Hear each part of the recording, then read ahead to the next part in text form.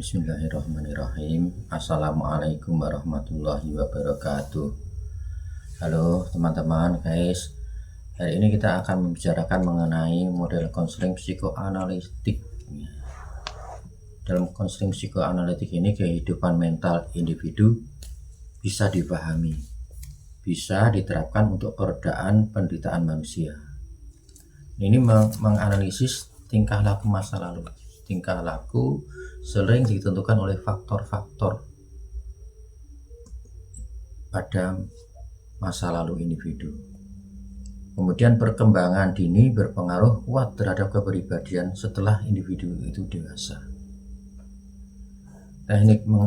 Tekniknya dilakukan dengan mengatasi kecemasan, pengandaian, pencegahan luapan kecemasan, kemudian analisis mimpi, resistensi, dan transferensi. Psikoanalisis mengenal 3 struktur kepribadian. Yang pertama adalah id. Id itu sistem kepribadian orisinil. Ketika lahir, individu sudah punya. Kemudian id itu tempat bersemayam naluri, kurang terorganisasi, mendesak, menuntut, itu merupakan sifat-sifat id ya. Kemudian id akan berasaskan pada kesenangan, bersifat tidak logis, amoral. Id tidak pernah matang, manja, tidak berpikir.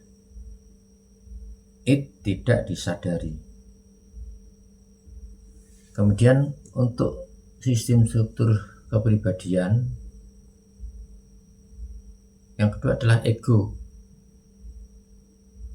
Ego memiliki kontak dengan dunia eksternal ya. Dunia eksternal itu dunia kenyataan, di mana kepribadian itu memerintah, mengendalikan, mengatur.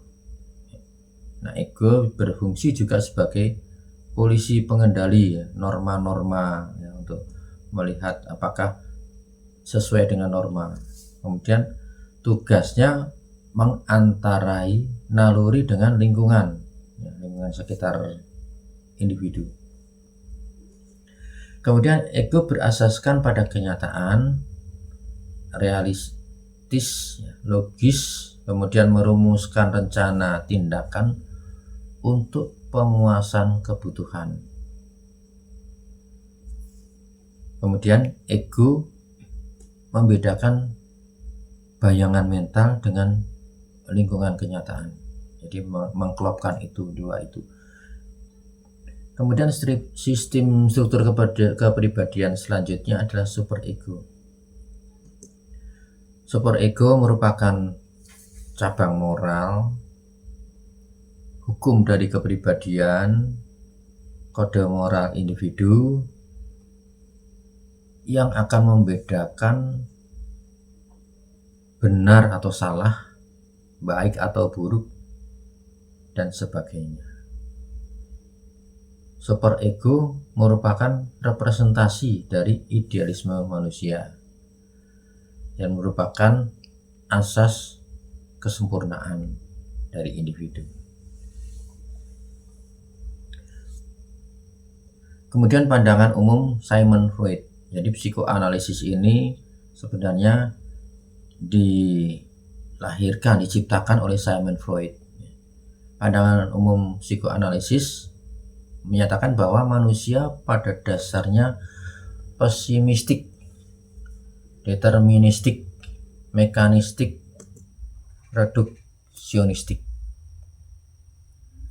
Manusia dideterminasi oleh kebutuhan irasional, motivasi bawah sadar, kebutuhan, dorongan biologis, naluriah, peristiwa-peristiwa psikososial selama 5 tahun pertama kehidupan. Nah, ini pada masa balita ya, 0 sampai 5 tahun.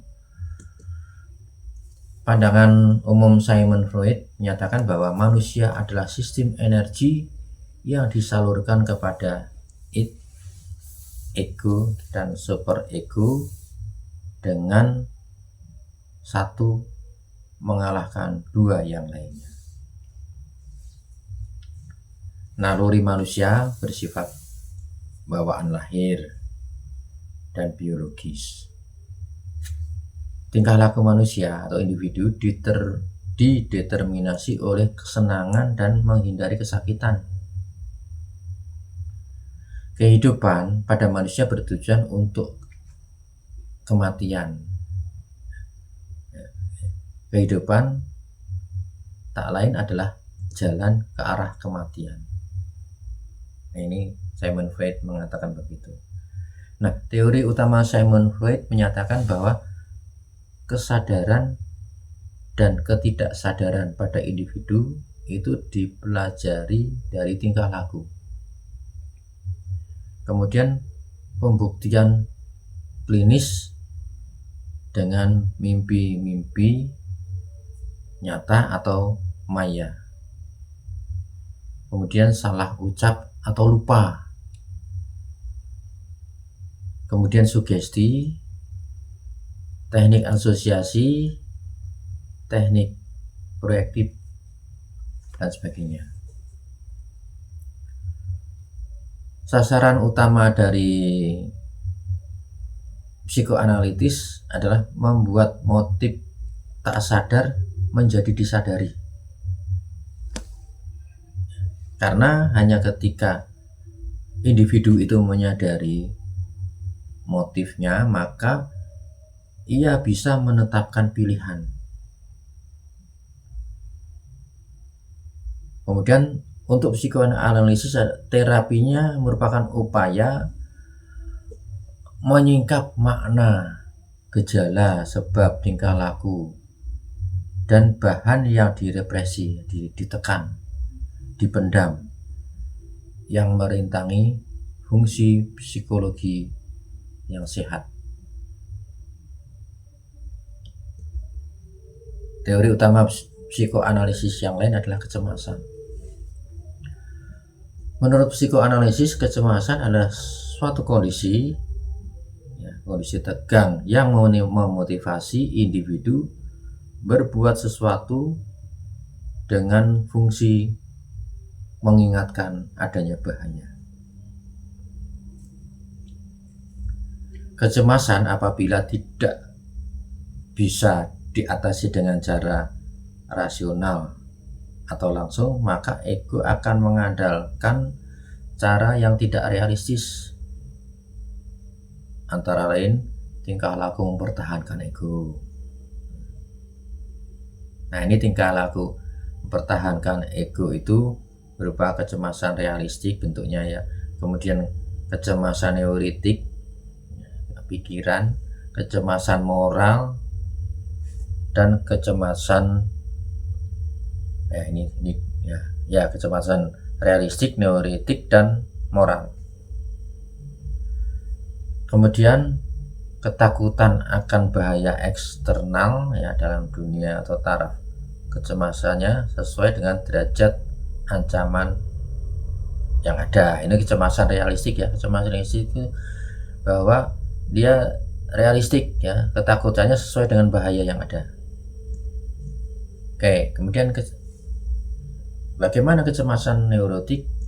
Kecemasan neurotik itu kecemasan atau ketakutan terhadap tidak terkendalinya naluri yang menyebabkan manusia melakukan tindakan yang mendatangkan hukuman baginya ya, yang bisa mendatangkan hukuman baginya. Kemudian bagaimana kecemasan moral? Kecemasan moral itu merupakan ketakutan akan hati nuraninya sendiri. Manusia akan merasa berdosa, manusia atau individu ya, jika ia melanggar kode moral yang dimilikinya. Oke, baik. Mekanisme pertahanan ego yang lain ya, itu penyangkalan. Penyangkalan merupakan mekanisme pertahanan ego di mana individu akan melawan kecemasan dengan menutup mata, tak mau tahu terhadap kenyataan yang mengancam. Kecemasan akan kematian orang tua merupakan penyangkalan akan fakta kematian. Jadi dia ingin menyangkal bahwa harusnya kan tidak meninggal, kenapa harus meninggal? Itu maka timbul kecemasan.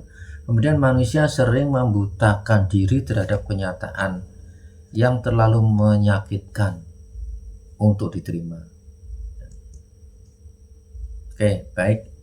Sekarang proyeksi ini juga merupakan mekanisme pertahanan ego. Proyeksi itu merupakan cara individu untuk mengalamatkan sifat tertentu yang tidak bisa diterima oleh ego kepada orang lain. Dengan proyeksi, individu akan mengutuk orang lain karena kejahatannya sendiri, serta menyangkal memiliki dorongan jahat seperti itu. Jadi dia perbuatan sendiri diomongkan bahwa itu perbuatan orang lain.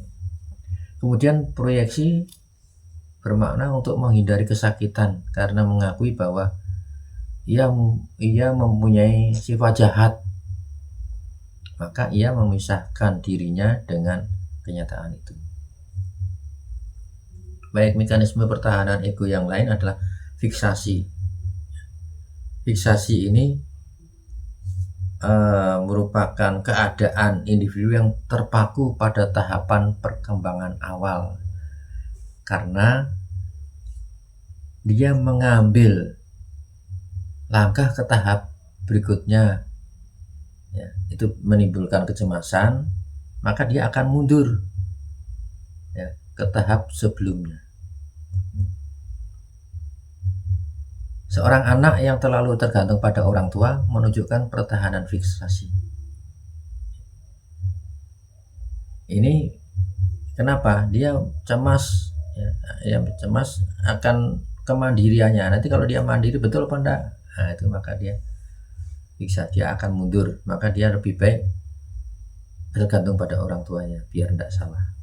Oke, lanjut. Mekanisme pertahanan ego selanjutnya adalah regresi. Nah, ini hampir sama dengan regresi. Regresi itu melangkah mundur ke fase perkembangan yang lebih awal, ya, lebih awal, yang tuntutannya tidak terlalu besar. Nah, ini regresi ini lebih buruk daripada fiksasi tadi, sehingga tidak menimbulkan kecemasan. Seorang anak yang takut sekolah menunjukkan perilaku infantil, kekanak-kanakan, seperti menghisap jempol dan bersembunyi. Kemudian ketika anak mempunyai adik, ya, maka ia kembali menunjukkan tingkah laku kekanak-kanakan kembali, merajuk, ya, untuk mencari-cari perhatian orang tuanya. Selanjutnya, mekanisme pertahanan ego, rasionalisasi. Rasionalisasi itu adalah merasionalkan, menciptakan alasan-alasan yang nanti supaya bisa diterima orang, yang dianggap rasional oleh orang lain, sehingga dia terlihat baik untuk menghindari ego dari cedera kecemasan. Kemudian memalsukan diri sehingga kenyataan yang mengecewakan menjadi tidak terlalu menyakitkan. Seorang pemuda yang ditinggal kekasihnya guna menyembuhkan egonya yang terluka, ia menghibur dirinya bahwa si gadis tidak setia, tidak berharga, dan justru dirinya yang memang akan menendangnya.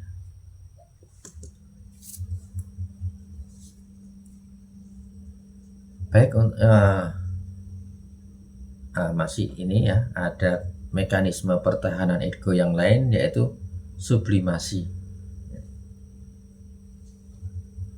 Sublimasi ini merupakan mekanisme pertahanan ego dari individu dengan cara individu mencari jalan keluar yang lebih tinggi atau yang secara sosial lebih dapat diterima bagi dorongan-dorongannya, ya, dorongan yang timbul di dalam dirinya. Misalkan individu mengalami dorongan agresif, ya, maka disalurkan kepada hal lain seperti olahraga sehingga menemukan jalan keluar dari sifat agresifnya. Baik, mekanisme pertahanan ego selanjutnya adalah displacement. Displacement ini merupakan bentuk pengarahan energi kepada orang lain apabila orang lain yang sesungguhnya tidak bisa dijangkau. Seorang anak yang marah kepada orang tuanya lantas menendang meja kursi. Jika tidak ada meja kursi, maka dia menendang kucing dan sebagainya. Dia tidak mungkin menendang orang tuanya, maka dia mengalihkan pada meja kursi atau kucing. Nah, kemudian mekanisme pertahanan ego yang lain adalah represi. Represi itu merupakan bentuk mekanisme pertahanan ego dengan cara melupakan isi kesadaran yang bersifat traumatis, mendorong kenyataan yang tidak bisa diterima oleh ketidaksadaran, menjadi tidak menyadari hal yang menyakitkan. Formasi reaksi yaitu melakukan tindakan yang berlawanan dengan hasrat tidak sadar. Kemudian jika perasaan yang lebih dalam itu akan menimbulkan ancaman, maka seorang menampilkan tingkah laku berlawanan guna menyangkal perasaan yang bisa menimbulkan ancaman.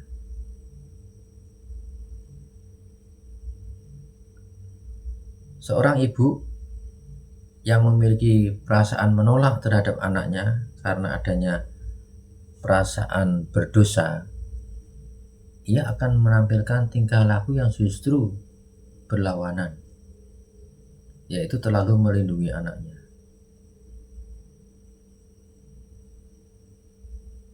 Orang yang bertingkah laku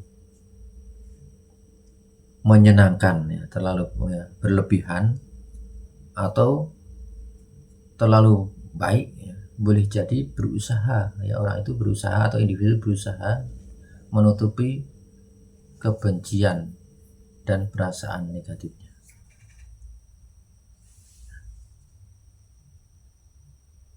Baik, ya. Jadi sementara ini psikoanalisis yang bisa kita bahas, semoga kita bisa memahami bersama. Sebelum diakhiri, saya ingin berdoa untuk kita semua. Mudah-mudahan kita diberi kesehatan untuk hari ini dan masa-masa depan yang panjang. Amin. Billahi taufiq wal hidayah. Wassalamualaikum warahmatullahi wabarakatuh.